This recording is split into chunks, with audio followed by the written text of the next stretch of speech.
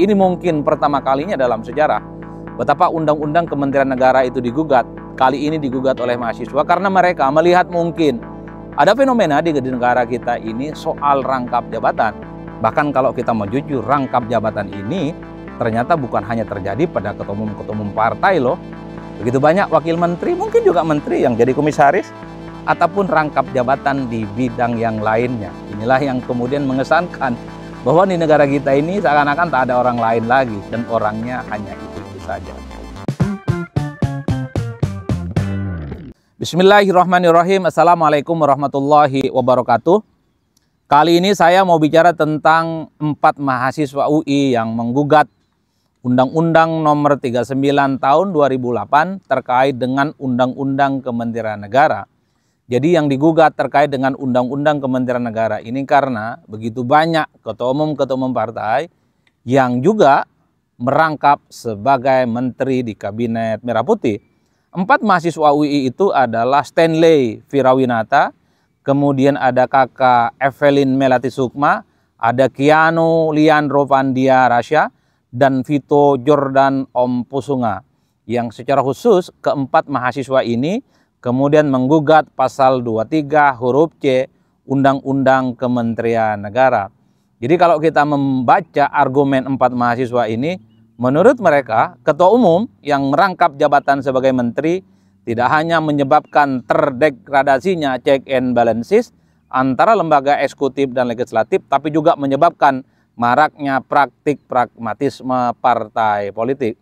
Jadi dalam konteks inilah kemudian menurut saya menjadi penting kita diskusikan. Ini mungkin pertama kalinya dalam sejarah betapa Undang-Undang Kementerian Negara itu digugat. Kali ini digugat oleh mahasiswa karena mereka melihat mungkin ada fenomena di negara kita ini soal rangkap jabatan. Dan yang digugat secara khusus itu adalah rangkap jabatan yang saat ini dilakukan oleh ketua umum partai yang juga merangkap sebagai menteri daerah pemerintahan Kabinet Merah Putih. Tentu fenomena rangkap jabatan ini bukan hanya terjadi di pemerintahan Pak Prabowo dan Gibran, tapi sejak pemerintahan SBY Yusuf Kalla berlanjut juga di pemerintahan Jokowi Dodo yang berpasangan dengan Pak JK ataupun ketika Jokowi dengan Kiai Maruf Amin. Begitu banyak sejumlah ketua umum partai yang juga merangkap sebagai menteri pemerintahan.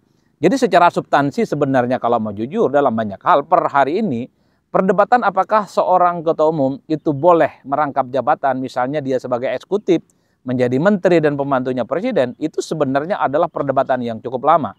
Satu sisi memang banyak sekali pihak yang menginginkan supaya ketua umum partai, baik yang kalah pemilu ataupun yang menang pilpres, itu tidak merangkap sebagai menterinya pemerintah. Karena secara prinsip, partai politik itu tujuannya adalah sebagai check and balances. Tujuan partai itu adalah memberikan edukasi politik, pendidikan politik kepada masyarakat secara umum. Kalau ada kebijakan-kebijakan politik pemerintah yang tidak sesuai dengan harapan, misalnya soal kenaikan tarif dasar listrik, soal kenaikan BBM, termasuk juga soal bagaimana kebijakan-kebijakan politik lain yang kemudian merugikan masyarakat secara umum, partai politik menjadi instrumen di mana dia harus berdiri dengan masyarakat, memberikan pendidikan, memberikan edukasi, dan memberikan advokasi.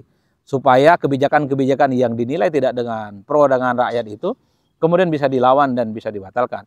Jadi sebenarnya secara substansi, apa yang disampaikan oleh keempat mahasiswa UI ini adalah diagnosa ulang bagaimana sebenarnya ada sebagian pihak yang berharap bahwa ketua umum partai terus tetap menjadi ketua umum partai, tegak lurus bersama dengan rakyat, berada di luar kekuasaan supaya narasi-narasi dan advokasi demi kepentingan bangsa itu diperjuangkan melalui partai politik. Meski pada saat yang bersamaan harus diakui, fenomena semacam ini di mana ketua umum partai yang juga menjadi menteri itu adalah sesuatu yang tidak terbantahkan di era SBY, di zamannya Pak Jokowi dan pemerintahan hari ini. Begitu banyak partai politik yang kemudian ketua umum mereka yang kemudian juga menjadi menteri di kabinet pemerintahan. Inilah yang sebenarnya dirisaukan.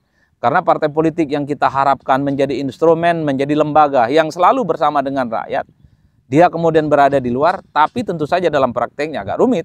Kalau ketua umum mereka juga menjadi pembantu dari pemerintah. Yang disebutkan oleh mahasiswa dalam hal ini, ada 4 orang kalau tidak salah, ketua umum partai yang saat ini menjadi menterinya Pak Prabowo dan Gibran.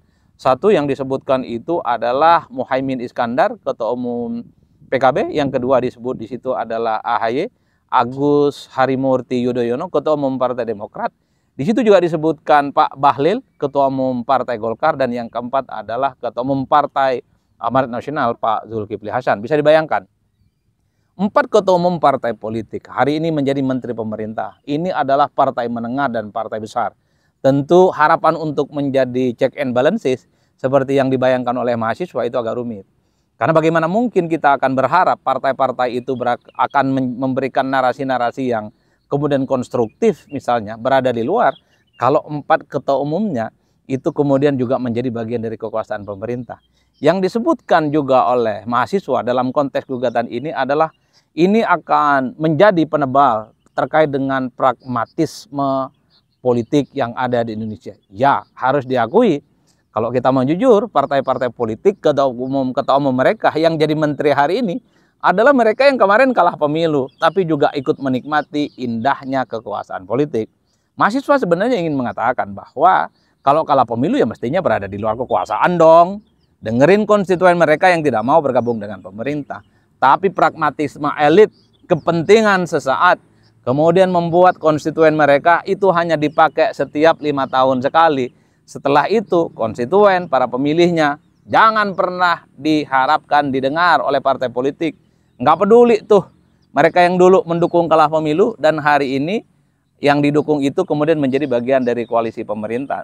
Hal-hal yang substantif semacam ini dalam studi-studi ilmu politik, dalam studi-studi ilmu hukum bahkan, itu selalu disampaikan. Harapan terbesarnya bahwa partai politik itu jangan berpikir pendek. Partai politik itu harus mendengarkan basis pendukung mereka. Kalau kalah pemilu ya berada di luar kekuasaan. Dan jangan maknai bahwa kekuasaan politik dan jangan maknai pemilu itu soal sharing power dan bagi-bagi kekuasaan. Kalau partai-partai politik pemenang pemilu dapat kekuasaan yang banyak, dapat menteri yang banyak, saya kira nggak ada soal. Publik juga memaklumi. Karena tujuan dasar dari kompetisi politik itu adalah mengakumulasi kekuasaan. Salah satunya adalah mencari menteri dan wakil menteri ataupun posisi-posisi strategis yang lain. Tapi yang dihujat oleh publik itu yang kalah pun jadi menteri. Ini yang kemudian menyebabkan bagaimana pragmatisme politik di negara kita itu di atas segala-galanya.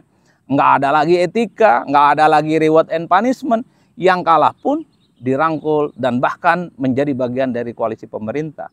Dan yang terakhir secara prinsip sebenarnya soal gugatan mahasiswa UI terkait dengan undang-undang Kementerian Negara kita ini kan sebenarnya satu hal, bahwa di negara kita ini banyak orang hebat, orang penting, orang top yang ada di partai politik.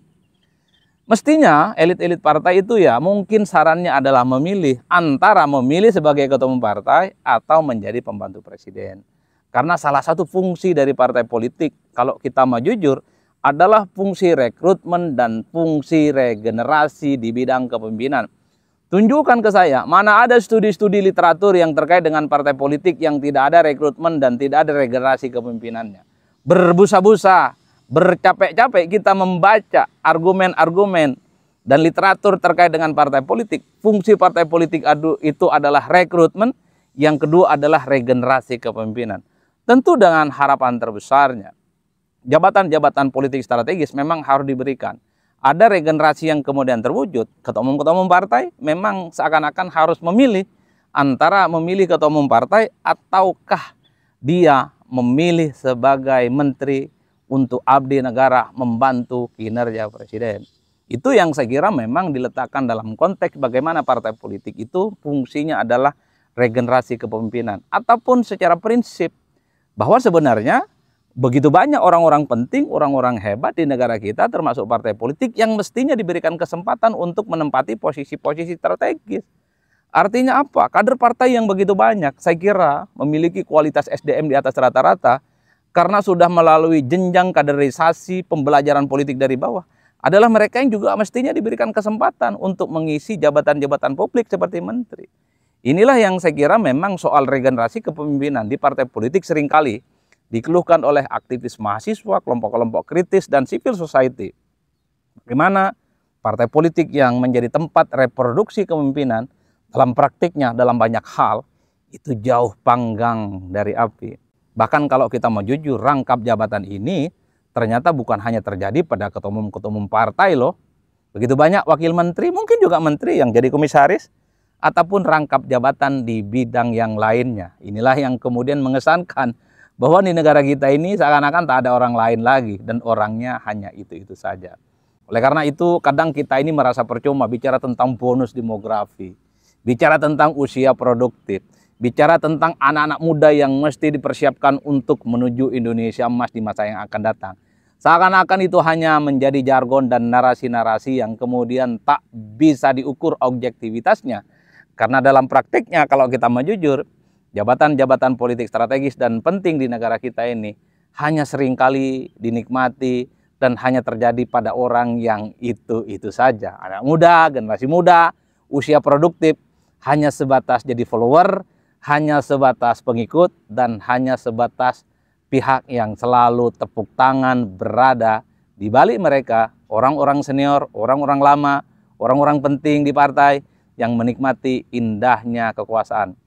Jadi dalam konteks itulah sepertinya kita itu kadang agak bingung ketika bicara tentang regenerasi kepemimpinan, karena seringkali begitu banyak jabatan-jabatan politik strategis di negara kita ini dirangkap oleh satu orang, dirangkap dua orang, dan dirangkap oleh banyak orang. Bahkan satu orang itu bisa merangkap banyak jabatan loh, bukan hanya 2 jabatan, bisa 3 jabatan, dan mungkin bisa 4 jabatan. Hebat betul. Makanya dalam banyak hal sebagai sebuah kritik, regenerasi kepemimpinan yang terjadi di kanal manapun, salah satunya di partai politik, memang harus bisa diwujudkan supaya tak ada lagi rangkap jabatan. Ini idealnya. Ini yang kemudian disebut dengan sesuatu yang sifatnya normatif. Meski dalam banyak hal kita juga tidak bisa menutup mata, karena begitu banyak elit-elit kunci, orang-orang penting, orang-orang yang kemudian hebat di partai politik, seringkali juga rangkap jabatan. Apakah itu salah? Apakah itu benar? Tergantung posisi kita di mana cara meletakkannya. Saya dari dulu selalu menyatakan bahwa regenerasi kepemimpinan itu menjadi penting dan adalah menjadi sesuatu yang niscaya. Cara memulai regenerasi kepemimpinan yang baik dan benar itu melalui partai politik, karena suka tidak suka di negara kita itu dikendalikan dan dikontrol oleh partai politik. Semua jabatan-jabatan politik penting di negara kita, mulai dari presiden, menteri, gubernur, bupati, wali kota, dan jabatan di partai politik, itu semua dikendalikan oleh partai politik. Karenanya kalau kita mau sederhanakan sebenarnya baik buruknya pemerintahan di masa yang akan datang terkait dengan regenerasi kepemimpinan, kuncinya ada di partai politik. Saya melihat tergantung bagaimana Anda semua. Apakah berada di pihak yang mengatakan rangkap jabatan itu tidak ada persoalan? Monggo. Mungkin ada juga dari Anda semua yang berada di barisan yang mengatakan rangkap jabatan mestinya dihindari karena begitu banyak anak-anak muda, orang-orang penting, dan orang-orang hebat di partai politik yang mestinya juga diberikan kesempatan yang sama. Ada yang begitu, monggo. Yang paling penting kita itu tidak ribut hanya gara-gara beda pandangan politik. Karena dalam banyak hal yang pro dengan rangkap jabatan juga banyak, yang nolak terkait dengan rangkapan jabatan juga banyak. Tapi kalau ditanya ke saya, dari dulu saya selalu menyatakan rangkap jabatan ini kurang baik karena ada begitu banyak orang, begitu banyak orang-orang top di negara kita, baik yang ada di partai dan non-partai, yang mestinya juga diberikan kesempatan untuk menjadi, berkhidmat, menjadi bagian dari pemerintahan yang ada di Indonesia. Saya kira di situ, salam politik Syaun-Syaun, pastinya mantap, semantap, mantap.